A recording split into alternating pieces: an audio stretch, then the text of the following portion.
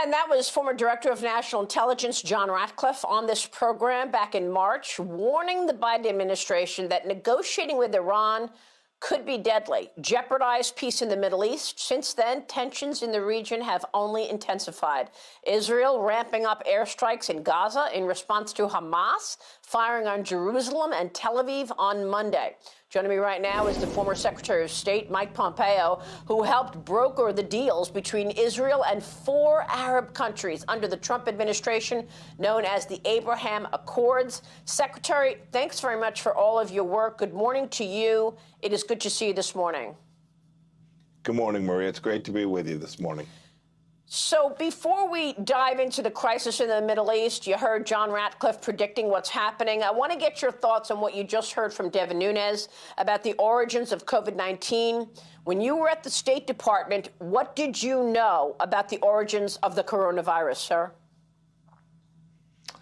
Maria, we worked to get every bit of evidence that we could. We tried to deliver this. The CDC tried to work with the Chinese. They covered it up terribly. But every piece of evidence that we saw throughout the entire time I was there suggested that this originated in that laboratory at the Wuhan Institute of Virology. I haven't seen a shred of evidence that suggests anything to the contrary. That evidence continues to accumulate in spite of the fact that the Chinese Communist Party will not permit anyone to get any access to the laboratory, to the original materials, to the doctors that were working there. The list of the cover-up efforts is staggering. And the combination of the circumstantial evidence that we have combined with the intense effort to deny us information about that lab suggests to me strongly that this was where it originated.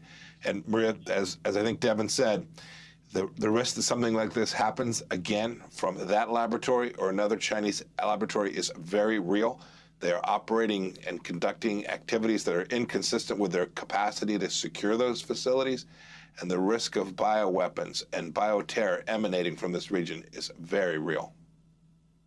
Unbelievable. And I know that you worked with Devin Nunes all the way when you were a congressman from Kansas, before you were the CIA director, before you were the Secretary of State.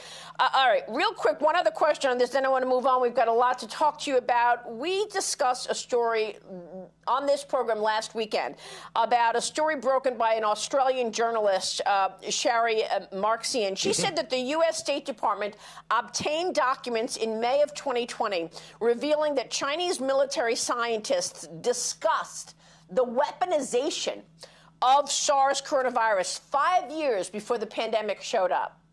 What can you tell us? Well, I can't say much about those particular documents, but you'll recall back in January of 2021, we released a set of now declassified information pieces that talked about the fact that we believe there were doctors that came down with the symptoms from the virus back in 2019.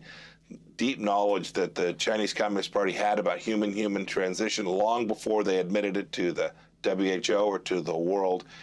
There is increasing evidence that the Chinese Communist Party acted at least with reckless negligence and perhaps even worse. I mean, should President Trump and the State Department been notified if they were lifting the pause on this gain of research funding in December of 17? Absolutely. I don't know when that happened. I don't know whose decision it was. I hope Congressman Nunes and the members of Congress who are working on this diligently to protect and secure Americans from this kind of virus happening again. I hope we can get to the bottom of it. I'm confident that when we learn what happened here, we will find that there were mistakes on our side as well. I regret that.